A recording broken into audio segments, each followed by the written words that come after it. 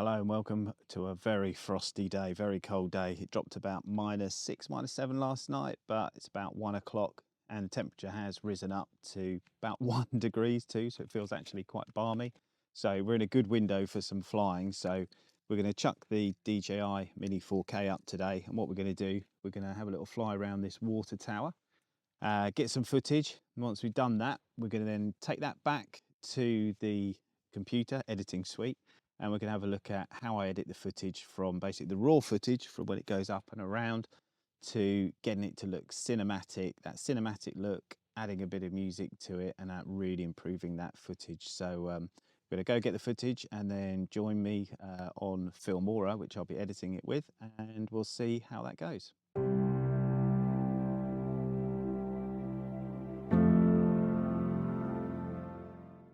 Okay, so we're back in the warm and we've got the drone. I've taken the footage and I've actually put it onto my PC.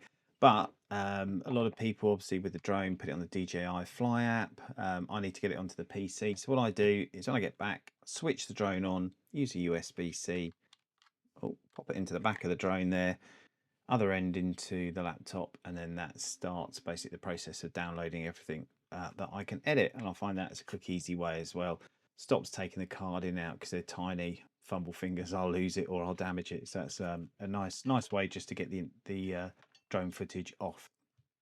So what we're going to do is got that drone footage off and look at the editing software side of things. Now, I looked at things like DaVinci Resolve. There's a few others I looked at. They're really complex. I am a beginner in the drone, beginner in the editing side of things.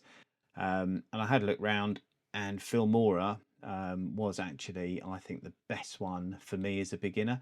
I did have to pay about £60–65 for it, but absolutely well worth it. It's on one screen. It is super easy to use, really powerful advanced AI tools on there as well. And if there's anything you want to do, there's basically an instructional video for it, and they're really simple videos as well, done by, I think, Wondershare, and obviously you've got others on YouTube as well. So if you want to research anything, the information's there on how to do stuff, and I think it is a really powerful tool. So what we'll do, we'll move on next, and then we'll look at importing, setting up a project even, importing some footage, and then we'll take a few shots of footage and then just see how we can improve on those. Even though the footage from the drone, it actually is really good footage, sometimes you want to add a cinematic feel or a autumnal feel to it, and just like bring a few colors out or improve it slightly. So we'll look how we're going to do that. And again, this is from me, a beginner's perspective, not an advanced perspective. So this is for people like me who got the drone for Christmas, who are setting up and we're at that start of their journey, and we just want to improve things and make things look a little bit better. So let's move on to the next step, and we'll have a look at how we use Filmora to improve that footage. So as you can see on the left here, I've got a file called Water Tower, and that is the footage that I recorded on the drone, so we can bring that over into Filmora to start editing it. If we look at Filmora, we've got new project there, so we'll click onto that and then we'll start a new project, and that should open up a new screen. Now it's nice and easy, it is really, really simple. So this shows you where your media is, so you input all your media here. This window here will be your media player, so should play you what you're looking at, so you can find out what area you want to clip, and then down here you can drag and drop everything, which will form the basis of what your video will actually look like. And on the right you can have all your tools down there, and that will show you video, speed, color, AI tools, loads of bits and pieces there. We'll show you all that as we go along. So let's import some clips.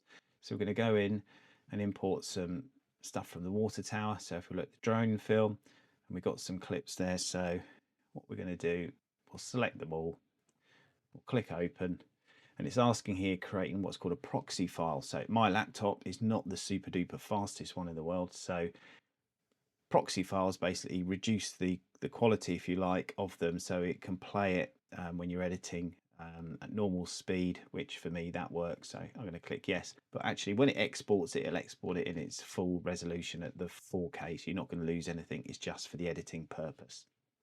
So you can see we've got the clips here, and then if we go into a clip, for example, and we'll just click on a clip, there we go, and that will bring that up in the window here, and it will start playing along and then just showing you what that footage was.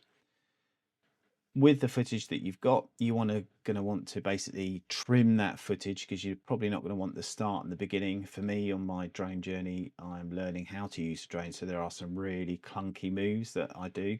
As you can see there, just sort of going up, sweeping up there with the gimbal, and then a quick sweep round to the right, and that actually doesn't make for really good footage. So we're going to look at sort of clipping that out and only sort of capturing the good stuff. So what we'll do, we'll pause there and we'll just go back and then press play. As you can see here, just where I'm circling with the mouse, you've got a bracket and then an open bracket and a closed bracket there. And that's really starts where the clips, you want the clip to start from and finish from. So in this instance, I want to start just as I start moving there. So click on that. As you can see, it opens up the bracketing space there. And then we'll press play and then we'll let that move along. As you can see, it sweeps over the cross. I'll just go forward a little bit, and we don't want that jerky movement there. So I want to stop the clip just before. So up to about here, I'll press the other close bracket, and then that stops the clip just before. So you can see this is the clip we're going to use, and you can see that really handily in this clip. This is the area we're going to use. So we'll drag and drop that down, and then it'll ask you, at the moment, the drone does about 30 frames per second in 4K, and I've got the project set at 25 frames per second. So what I'm going to do is keep everything at the project settings at 25 frames per second, which is good enough for what we're doing. If we go down to the water tower footage, we'll click on that. And as you can see, there's a little bit of jerky movement there, so we'll bracket that out. So we're going to just play this through. So part of it is playing your footage probably multiple times just to see what is the best part of the footage that you can use. You might not want to use all of it, might want to use a small bit of it. So for example, what we'll say, we'll use a small part, we'll open the bracket there to start from there. And again, this is all keeping it very, very simple, very, very basic. And this is all sort of beginner stuff, just so you can produce something that is actually, looks fairly good for maybe showing friends, family, or uploading to YouTube. And we've passed the water tower there, and obviously we're just going on to the fields. And I think from memory, the gimbal will tilt slightly up here, and that will reveal just more of the features in the distance. There you go. And that's quite a good reveal from a beginner's point of view. And then we'll close that off there. As you can see, we move back to the clip on the left here, and you can see that area that we've done. So we'll just drag and drop that in. Now, if we move this along here and we play the footage, obviously the transition between the two is quite chunky and very quick. So we'll click onto transitions at the top, and we'll just look at a nice and easy dissolve transition. We'll bring it in. I think because the footage is quite slow, again, you can do something quite simple there. You can just extend it out to, say, a nice 3-second transition. Makes it quite slow transition between the two, maybe a bit more easy for the eye. There we go. And it's less clunky, which is a lot better. So you've got two good bits of footage there. If we go back to our media page, and then I think with this one, we'll click on this one, we'll just add one more in there. And this was a bit of a learning curve for me. So I used the quick shots on the DJI DJI Mini 4K, which is the drone that I've got. Now, I saw somebody mention when you're doing the quick shots, that it actually drops the resolution by default to 1080p. So you'd probably film in 4K, go to a quick shot, it drops it to 1080p. What you have to do and have to remember, I think, is to go into the bottom right and change it after you've chosen a quick shot back to 4K, as that's caught me out before. I've got back, downloaded the files, and then found I've got some 4K, some 1080p. So for consistency, yeah, when you're doing a quick shot, just look in the bottom right hand corner and make sure you've got that 4K resolution chosen on there. As you can see with that quick shot, it's a lovely little circle around the water tower. So we're going to add that in, and that's our final bit of film that we're going to drop in there. We'll just go up and then save that project. We'll just save it, and we'll just call it test project. We'll save that on there. We'll replace it. This is one I did earlier, but we'll replace that file. And we're going to add another transition in there. So we want to keep the transitions basically the same. So we can see if we can copy, and then if we can pop that in there. No, that doesn't want to work. So we'll come out and we'll just pop it in there manually. And again, I thought there I could do it quickly, but we'll take that and we'll just extend that out to about the same time length.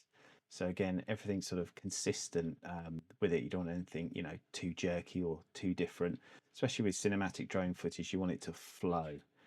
So we've got those in there and we've got the footage in there. So what we'll look at next is looking at adding some filters to, although the actual footage from the drone actually looks pretty good, to be honest, from my untrained eye, we might want to add a more of a cinematic feel. So what we'll do, we'll move on now and we'll look at adding in some filters, or sometimes you hear them called LUTs, on there to make the footage look a little bit different. So next stage is going to look at adding some filters or LUTs. There is a subtle difference between the two, but if you Google it, it is quite complex. But again, being a beginner, I just like to add filters or bits and pieces on there which actually enhance it. So we'll look at how we're going to do that. So if we look at this bit of footage first, so we'll click on the timeline down here, and on the right hand side you can see you've got the video, color and speed tab. So if we go to color, and we've got here LUTs, and then we've got the presets. There are some presets here, and as you go down you can see obviously it'll apply those to that media window, so you can see sort of really kind of they look like even. That's quite a nice one, quite a dramatic effect. So do that, we can add that on, and then you can see the difference in the look there. If I go back to none, obviously quite green, and we'll go back there, and that actually I quite like that. It's quite a moody sort of filter on top. So if we're happy with that, we could move on to the next one, for example. And let's have a look down here on the LUTs. So you've got a cinematic, we could add that in. I'll just move this over so we're concentrating on this bit of footage. So if we look there, we can see what it looks like in the raw footage as it was. Still pretty good, looks pretty nice. Or if I want to add a cinematic feel to it, we can add that cinematic LUT in there. Also, we've got the filters up here. If you look down the left hand side, you've got the cinematic ones. We could do an epic cinematic, which is slightly different from that other LUT. A little bit too dark. I'm not overly convinced that really works, that one. But you've got loads of filters here, cinematic, featured ones, loads of them, creative, different ones. You can add colors in there. So yeah, world's your oyster with that. But what we'll do, I think, with this is we'll use the LUT and we'll do the cinematic one, and we'll add that one there, and then for consistency we'll add that cinematic to the second clip of the water tower, just to keep it looking the same. So that's just a really easy way of just adding an extra layer of something to make something look a little bit more dramatic on there. Sorry if you can hear any drilling, just having some work done, but I'm going to carry on anyway, so if that is interrupting the background, very sorry about that. What I'll do next, now we've added those filters in, where we've got the footage, and it's this part of the footage where we had the action shot where it went around the water tower. It takes about a minute to go around the water tower. So what we can do is we can start that footage slowly and do what's called a speed shot, speed it up sort of halfway through and then towards the end, and that adds a bit of more of a dramatic effect. So we'll have a look at that in a second. So what we're going to move on to next is changing the speed of that action shot where it's circled around, because that is actually quite slow. So if we look at the original footage, if I go back there we go. And he's picked the wrong bit of footage, so we'll actually move on to the right bit of footage. There we are. So as you can see, where the drone is actually doing this circle quick shot, it is actually really, really slow and can be quite painful to watch. depends on sort of what you're putting into what bit of work. So what we need to do, what I'm going to look at doing, is just adding a little bit of a speed effect, so speeding it up as it goes round and then sort of slowing it back down to the end. So go back to the beginning of that clip, and if we go to the top right, as you can see in that, you've got video color, speed.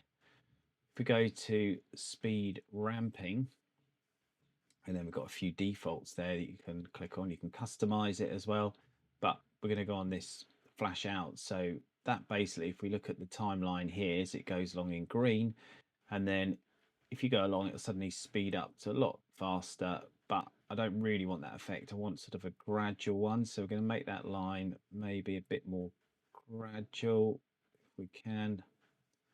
Looks a little bit wobbly, and then just try and bring it down at the end there to a little bit slower. So let's just have a quick look to see how that looks. So if we press play, as you can see it moving along, and then it should get a little bit quicker. There we go, and then it should ramp up, circle around a lot quicker, and then start slowing down towards the end of the shot. And what we can do is maybe slow that down slightly a bit more. Let's just check that. We'll go back, have another little look.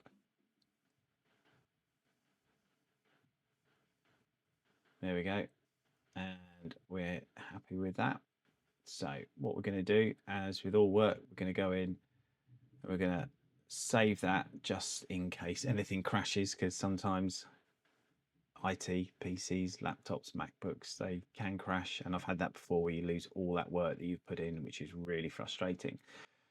So we've edited the clips, we've dropped the clips in, we've added some transitions in there, we've looked at filters and adding LUTs to make it look a little bit different, and we've added some sort of different speed in there. Obviously on its own it's a bit boring, so what we'll do, we'll look at next is adding some background music, so that adds sort of a whole, you know, completely changes the mood of it, if you like. Can make it completely epic, can calming, can make it moody, can make it a little bit scary. So yeah, we'll have a look at the music side of things next, and we'll look at adding that in. So what we're going to look at now is adding a little bit of music to enhance the video. So if we go along here to the audio tab, as you can see, there's one that actually I've looked at to save searching through them all. This one called History Scene String AI Music. If we press play on that one, and we can hear the music, hopefully you can hear it if I've got this all set up correctly. And that's actually quite a moody piece, and I think will suit the actual filming quite well. So we'll just pause that there, and then we'll just grab that, and it's just easy as dragging and dropping it down onto the timeline underneath. So if we take basically this back to the start, and if we press play, we should be able to see the footage play with the filters and LUTs put in, with the transitions and with the music playing behind. So let's press play and let's just have a little look and see what we've got. So yeah, that adds a really good bit of ambience and mood to the footage as well. So already enhancing it from that sort of raw silent footage that we had.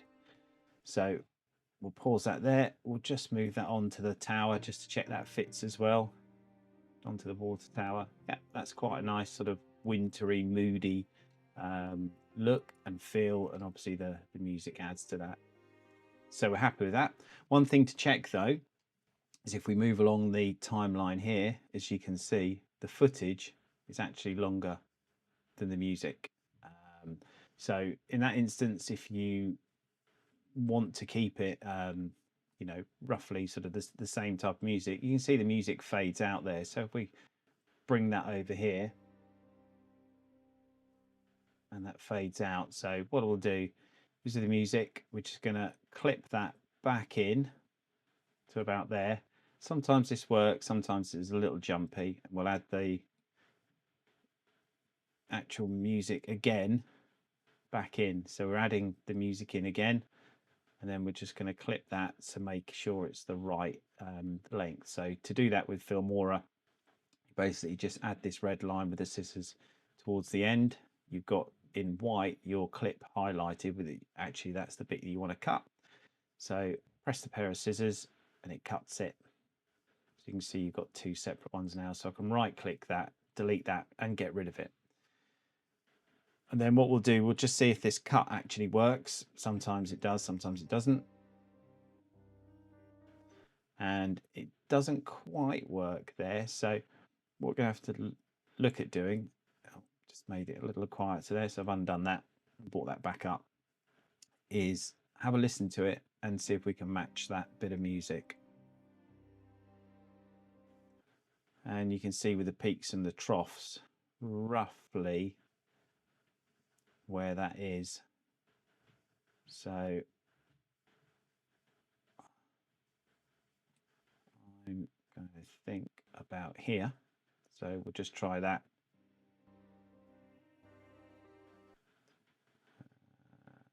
That's not really working. So what we'll do, we'll try again with that, because I think I left a little bit of a gap there.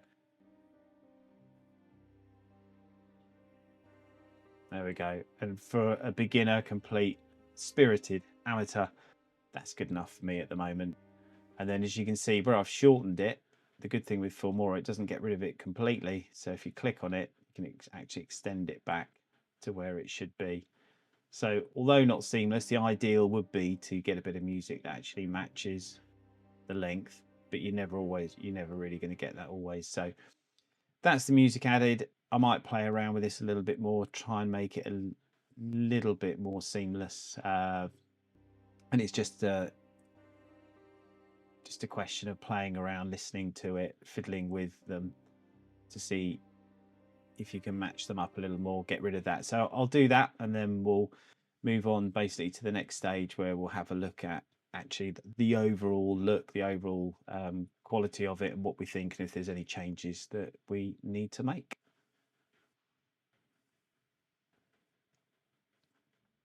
So the next bit is to look at adding a little bit of extra feel to it, which some shots that you can do. I have fiddled around with the music and I've sort of made those marry up a little bit more, so it's a little bit more seamless. Not absolutely perfect, but as I say, I'm only a beginner. So with the footage, we're quite happy obviously with this footage where it's going over the landscape with the cross as it is, but I think sometimes we want that real cinematic look. So with the water tower footage, we can make that cinematic look really come into effect by adding those cinema black bars above and below. So if we go into effects, which in Filmora they have those, we can just drag and drop that into the timeline. And as you can see, that drops in. So the water tower is the rest of the footage, so we can drag that all the way over to the end.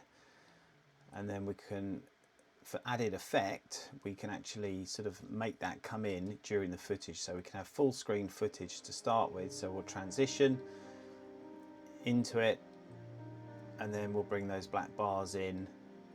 Obviously it's a bit jarring, they just suddenly appear in. So what we'll do, we'll add transition where they just basically, we can get them just to dissolve into, sort of to come into shot if you like, which is a little bit more pleasing for the eye. So we have a look there, it's a little bit better. Let's see if we can extend that. And then we'll have a look at how that plays as it comes in. Yeah, it's a little bit better, that. And then that really brings that cinematic feel as it sweeps over the water tower. So really happy with that. So I think that's pretty much the final thing. The only thing at the end is with the music. Obviously the music would have end abruptly. So if we look at the end of it, it's flying around the water tower and then the music ends. So we want that to fade out. So there's a simple button there. If we click that green one, bring that out, so it's a gradual fade, so the music fades out, so it leads to a bit more of a natural end there. Still a bit quick, but you know, we can play around that. So I think that's pretty much everything that we want to do with that. Again, this is just from a beginner's perspective. I've only been doing this since December, so I've learned quite a lot along the way. The important thing, I think, is, you know, hopefully you've got a lot from this, that we can, you know, share any tips, anything like that, stuff that other people have learned, you know, we can share it around the community. So if that is the case, pop a comment down below and let us know what you use, what you find works, what doesn't work. Maybe I've done something here that you think actually you could have tweaked that, you could have done that slightly better. Would love to hear it. Constructive comments are always welcome, because we all learn going forward with that.